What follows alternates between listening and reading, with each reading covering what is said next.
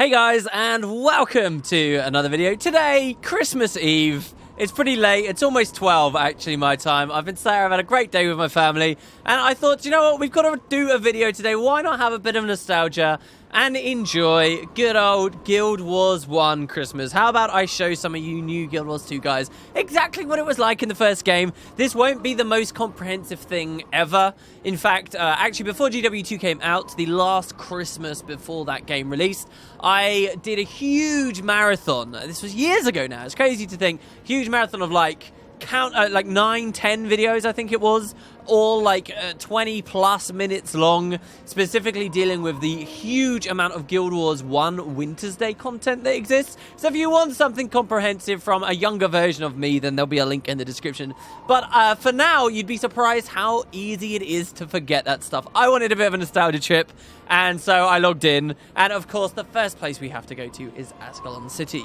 So maybe this could be a bit of a video as well for us to all lament about how terrible Guild Wars 2 is, blah, blah, blah. But this is the state of Wintersday after about 7 years of development. Maybe only 4 or 5 of those were active.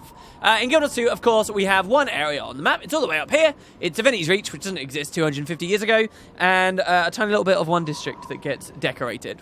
Guild Wars 1, plenty of places get decorated. First and foremost is Ascalon City. This is the first kind of capital big town you get to after the events of the Searing, and you basically come into the regular game. And the main reason you found this place get decorated, I mean, look how cool it is because this was kind of like the super noob area. Right at the start of all Guild Wars, this place used to be really popular. There used to be a lot of people around. There were no 5 races. There were no, like, loads of different starting zones at the very beginning, at the very least. Even towards the end, there were only 3, depending on the campaign you picked. And so you tend to have a huge amount of players coming through here. And just to show you guys how drastic the change is from the decorations, check it out. This is old Ascalon. This is what Ascalon usually looks like. Dreary, orange, reds, miserable, grey, brown rock all over the damn place. A wasteland. Well created, artistically wasteland at that. But when we come through and you head to Wintersday Ascalon, they totally changed the damn place. It looks like it could almost be a part of the Shiver Peaks here. A lot of people don't seem to realize this, but Wintersday is not actually anything to do with a notion of Christmas. Like maybe in Guild Wars 2 with Toymaker Tix and his airship and the Infernarium. But really, Wintersday, especially to the humans, is actually a New Year's festival. It's about ushering in the new season of the Zephyrs. And it's basically a fight between Dwayna and Grenth, and kind of the either extension of winter or an early, spring and harvest that we get, or sowing of crops and things. So we speak to the avatar of Dwayna. She says, "A joyous winter's day to you all. Only through the warmth in our hearts can we bring an end to this season of cold and ice." And of course, 250 years in the future, these avatars of the gods, oh so common in Guild Wars 1, are not really common anymore. You don't see them too much, but they're very much active back here. Here's the avatar of Grenth. As all mortals face the judgment of Grenth in the afterlife, so the world now lies helpless within the icy grip of the god of death. Those who mock his power with frivolous merriment risk bringing his wrath not only upon themselves, but all the world. This is one of the reapers of the underworld. Actually, potentially, I don't think there's anything that identifies it, but there's a slim chance you might meet this guy in Guild Wars 2 at the end of the personal story, where you meet one of the reapers of the Grenth, who kind of teaches you about the source of ore and how to cleanse it. And so you kind of used to have people who very much decided, right, were we actually going to be happy and we were going to, dance, and were we going to play our flutes and so on? Or were we going to be really lame and really miserable and really emo, necromancers, and sit there and be solemn and try and, sour the Wintersday gift-giving and merriment and stuff? Anyway, so this was just one of the decorated places. The amount of content I couldn't even begin to go into, you guys. There's one thing I want to do. One of the last things that they added to this game was kind of like a MOBA thing. Now, a lot of us look at Stronghold and think, hey, Stronghold's Guild Wars foray into MOBA or whatever.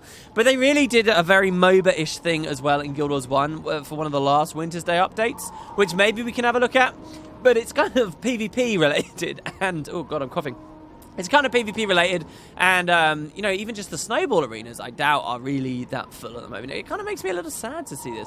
Like, what's the bet if I type in local chat? Hey, it says nobody hears me. No one hears me on Wintersday, guys. It's empty in Ascalon City. I guess we are in the Europe English district. Let's see, because look at the easy server transferring. Let's see if anybody's in America. We won't spend too long. But Ascalon City, there you go. There's some people here. Awesome.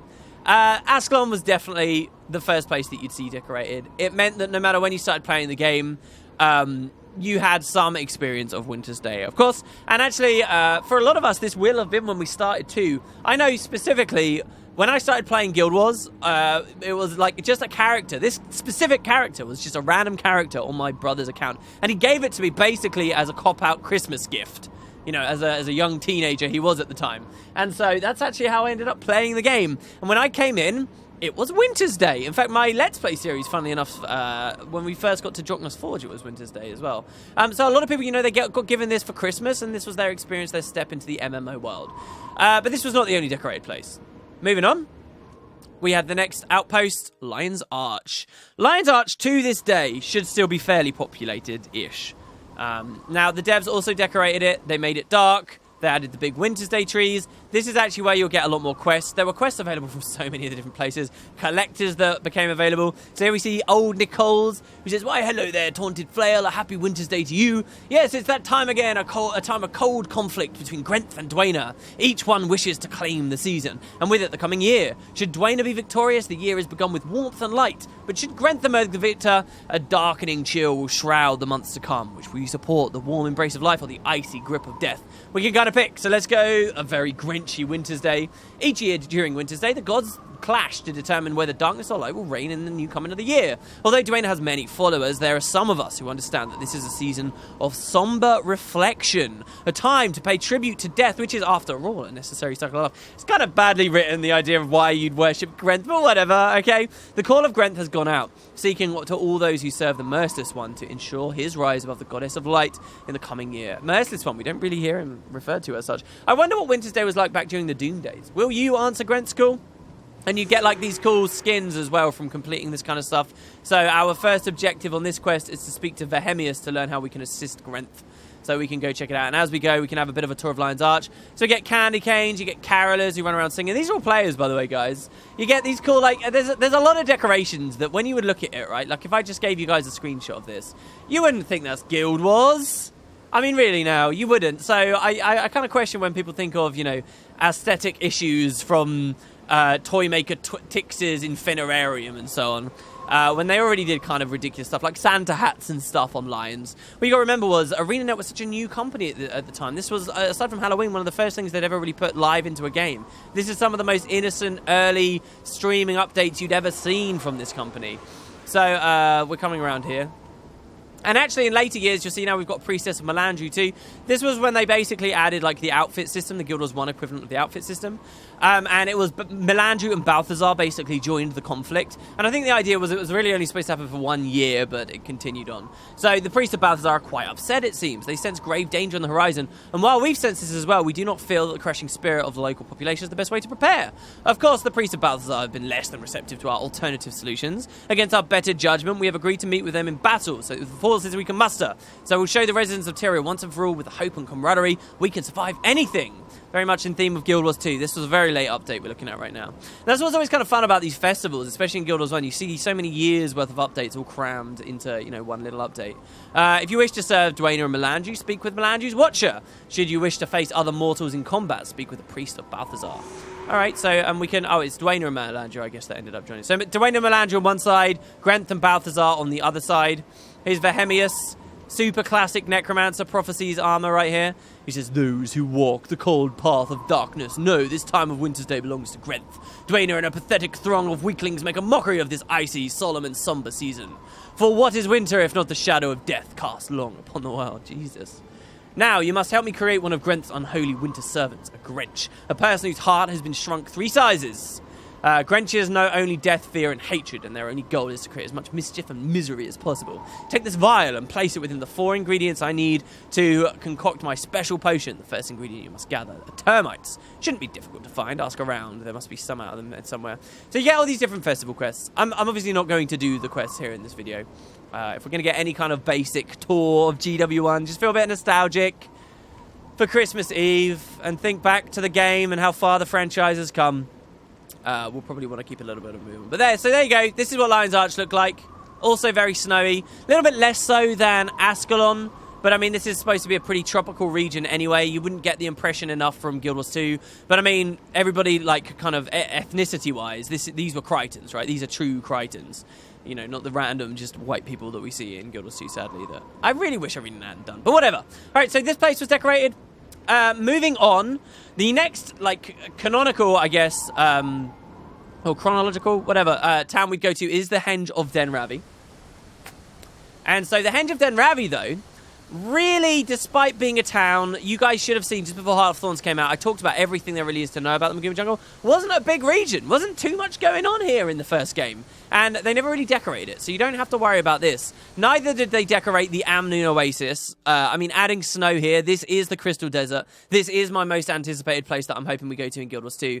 The desert is amazing in so many different ways. The amount of varieties in landscape, how different the salt flats look to all the other areas is incredible. But that place wasn't decorated either. However, specifically, I wonder if the Tomb of the Primeval Kings was. Because the Tomb of the Primeval Kings was actually an original site for very high-end PvP. It looks like they didn't. This place gets decorated for Halloween, funnily enough, but I guess not for Winter's Day.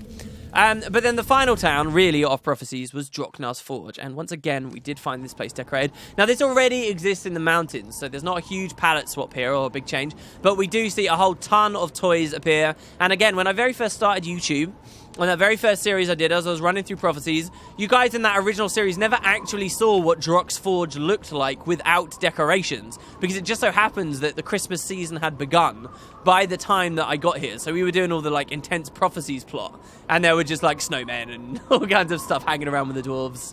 The dwarves, of course, all extinct at this point. This entire area, Droknar's Forge, is just a tiny little pool underwater, a spit of water near the Thorman overreactor. Sorry, not the Thorman overreactor, the Infinity Core, the Crucible of Eternity that we see, actually, in Mount Maelstrom. So that's what this place is now. We've got the Magi's. Oh my god, the Magi's were so cool. So yeah, this place was also decorated. You get these big Christmas trees and stuff. Oh, absolutely wonderful. But that's just Prophecies, okay? So that's basically how they did with Prophecies. There were more quests, which we'll have a look at. Then you also have two other continents. Now, first of all, you've got the PvP areas. So the PvP areas, Great Temple of Balthazar was the large central area here. I don't think the Great Temple of Balthazar changed. We do see some NPCs here that allow you to enter into some of the PvP minigames and things. In fact, only through the Warmth and Hearts can we bring an end. That sucks. Can I go into the PvP here? Yes! Oh my god, Snowball Fight. We have to try a Snowball Fight. Now, with the PvP areas and Cantha, okay, all of Cantha, all the factions, that place, actually, let's try and solo queue in. Let's see if we can actually have a fight in the Great Snowball Fight. I seriously doubt we are. This is like the MOBA style thing that they added. Oh my god, this is going to be crazy. That place never changed because they never celebrate the New Year at the same time as us, just like they don't in China. This sucks. Guys, there will probably be a stream this week where I play this with you. I'm just going to say. They don't celebrate the change of the year. And so actually there is no Winter's Day in that region of the world. It doesn't happen there. So you want to bear that in mind. However, the people just to the south of the Crystal Desert, far closer, and with more similar culture, I suppose, in some respects, were the Elonans.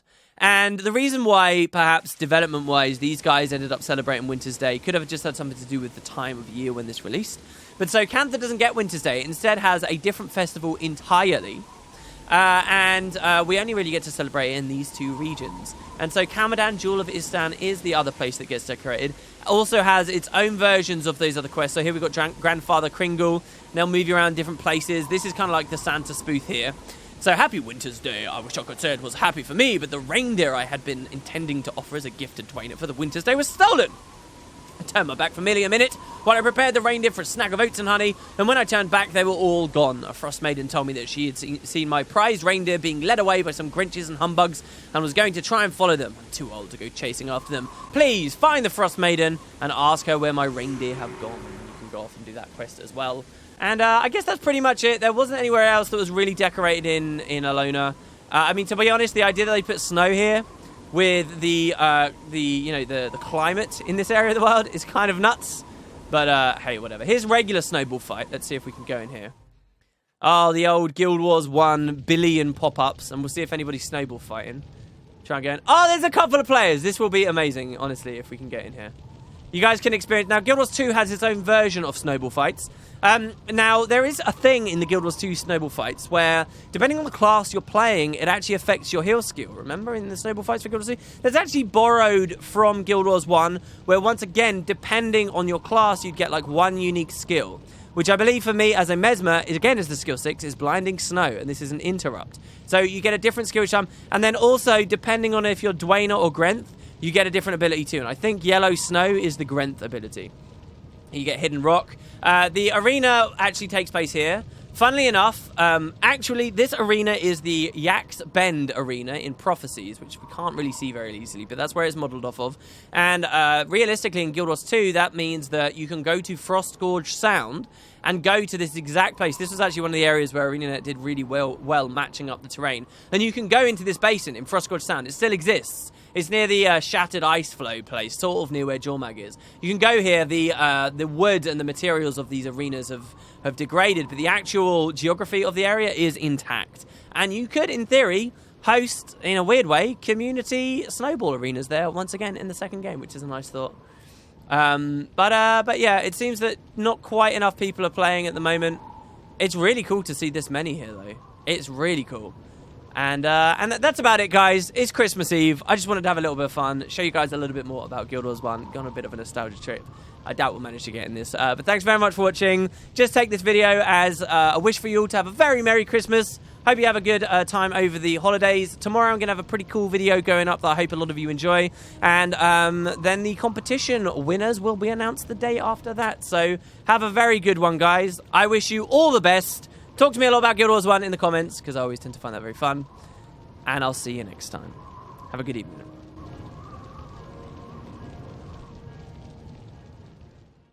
Oh, it's the Candy Cane prison. I forgot about this.